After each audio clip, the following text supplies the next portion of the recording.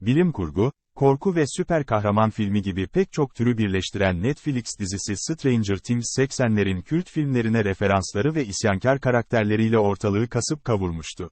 Nostalji duygusuyla yüklü ikinci sezonda dizinin evreni, ergenlik metaforlarıyla birlikte giderek karanlıklaşıyor, yayınlanan ilk sezonuyla kendine geniş bir hayran kitlesi edinen Stranger Things, bir tür, devam filmi olarak da görülebilecek ikinci sezonuyla günümüzün en popüler TV olaylarından biri olarak yerini sağlamlaştırdı. Dizi, 80'li yıllara dair yarattığı nostaljinin ve Spielberg'den Stephen King'e, Cronenberg'den Carpenter'a sayısız yönetmen, kült film ve popüler kültür öğesinden yararlanan anlatısının yanı sıra, iyi bir pazarlama stratejisinin de katkısıyla, özellikle sosyal medyada hakkında en çok konuşulan konulardan biri haline geldi. Fargo ya da Yüzüklerin Efendisi serisi gibi kültleşmiş yapımların diziye uyarlandığı, pek çok ünlü yönetmenin dizilere yöneldiği ve Netflix, Amazon, HBO gibi şirketlerin orijinal yapımlara önem vermeye başladığı bir dönemde Stranger Things'in, değişen medya kültürünün temsilcilerinden biri olduğunu söyleyebiliriz. Film ile dizi arasındaki ayrımların silikleştiği bir dönemde, sinema tarihine sayısız referansla, anlatı yapısı ve estetik tercihleriyle sinemaya yaklaşan, bir Netflix orijinal yapımı. Korku, bilim kurgu ve süper kahraman filmi türlerinden beslenen Stranger Things, ilk sezonunda son zamanların en çarpıcı karakterlerinden Eleven'ın ortaya çıkış hikayesine odaklanıyordu. Küçükken kaçırılıp annesinden koparılan, üzerinde deneyler yapılan ve bir silah olarak kullanılan Eleven, telekinetik güçleri sayesinde nesneleri hareket ettirebiliyor, telepatik güçleri sayesinde istediği zamanda, istediği yerde, istediği kişinin yanında belirebiliyordu.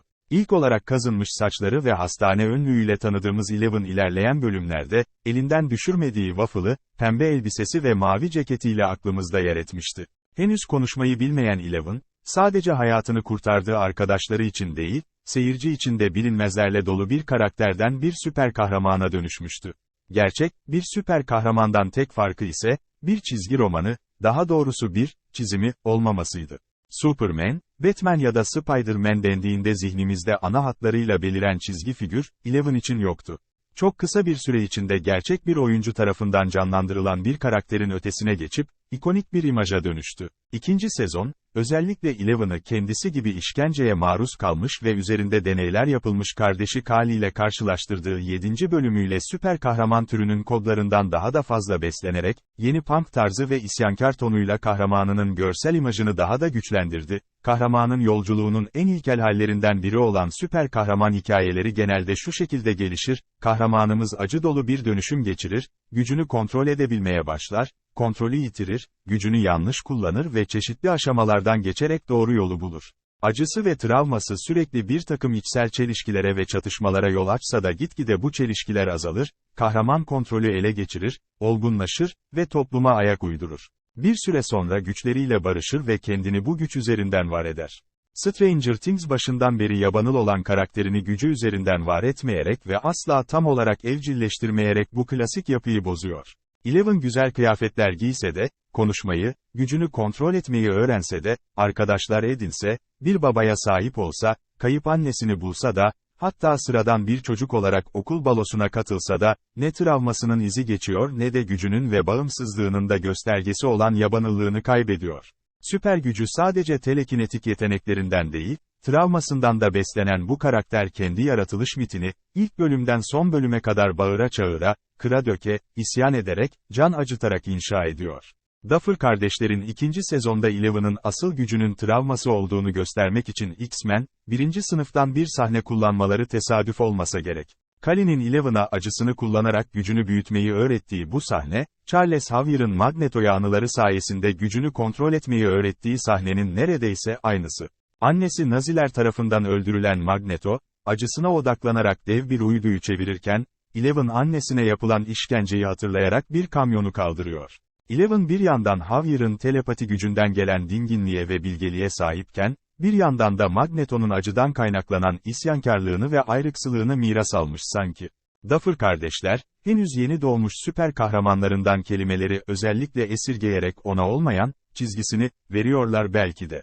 Artık yüzünü görmesek bile tanıyabiliriz Eleven'ı, üstelik bazen pembe elbiseli bir kız çocuğu, bazense siyah deri ceketli punk bir ergen olarak. Sadece kendi süper kahramanını yaratmakla kalmıyor Stranger Things, biraz da TV dizisi olmanın getirdiği anlatısal gerekliliklerden ötürü, kahramanını biricik tahtından indiriyor. Bu çok karakterli evrende Eleven her zaman başrolde değil. Normal dünya ile alt üstü birbirine bağlayan portalı kapatmayı tüm karakterlerin yardımı sayesinde başarıyor örneğin.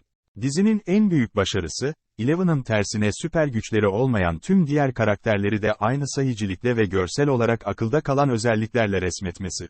Elinde çivili sopasıyla Steve, altında kaykayıyla çılgın Max, evcil Demogorgon'uyla Dustin, yılbaşı ışıklarıyla Joyce, boyama kalemleriyle Will.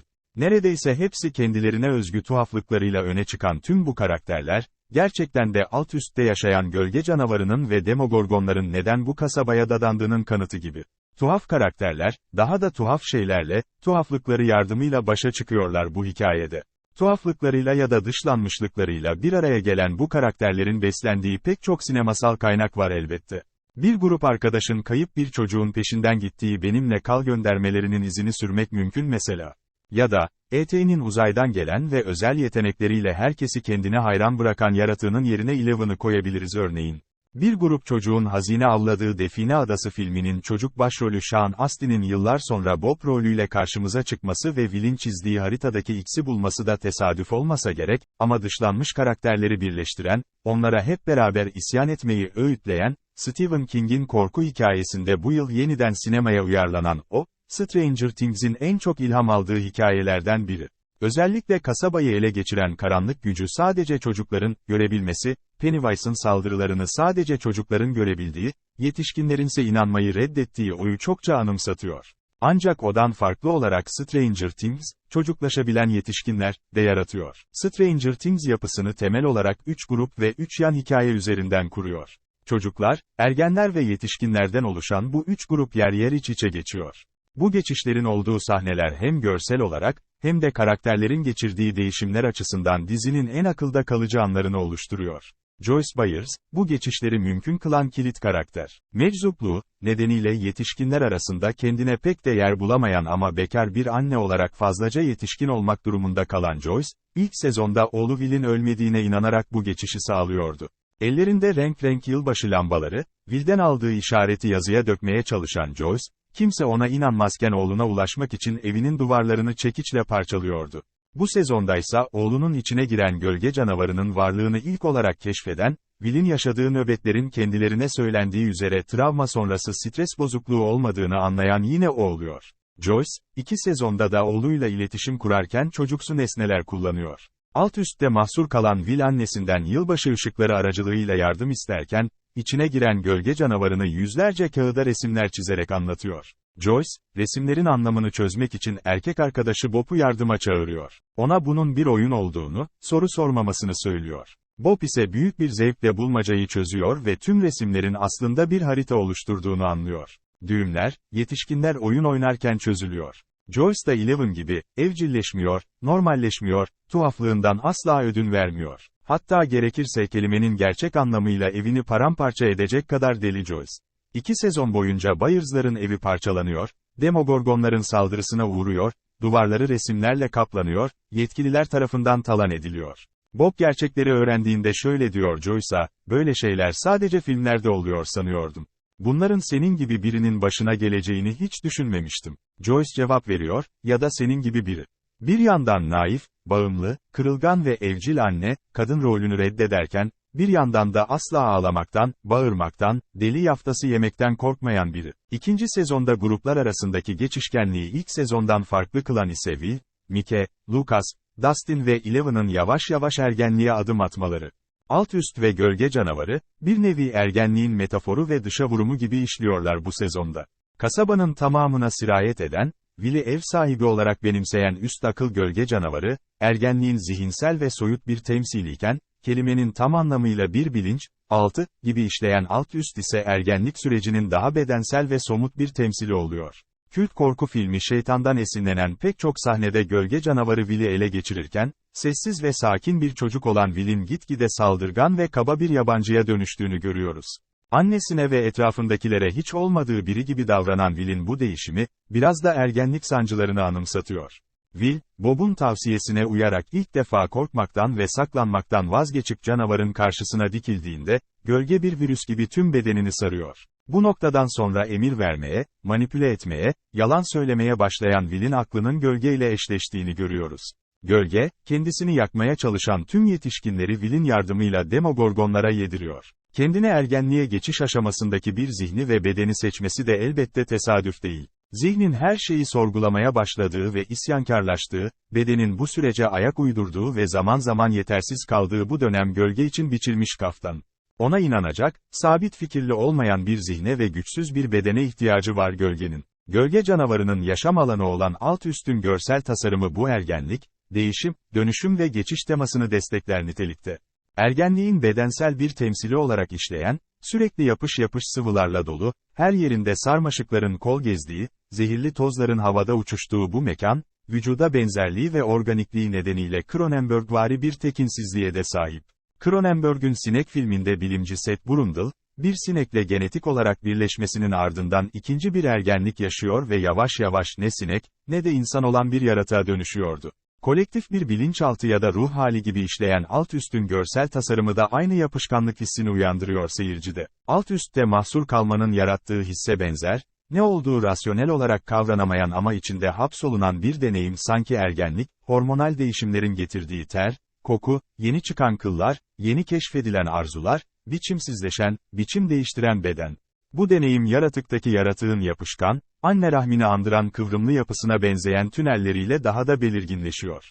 Alt üst dünyanın içi olarak hem çok tanıdık hem de çok tuhaf bir yer. Tam da bu nedenle vücudumuzdan çıkan sıvıların abjektliğine sahip, artık bize ait olmayan, dışarı attığımız bir parçamız gibi.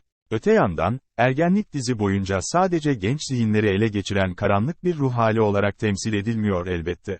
Diğerleri gibi ergenliğin ilk aşamalarını deneyimlemeye başlayan Eleven üzerinden sıra dışı bir baba-kız hikayesi anlatılıyor örneğin.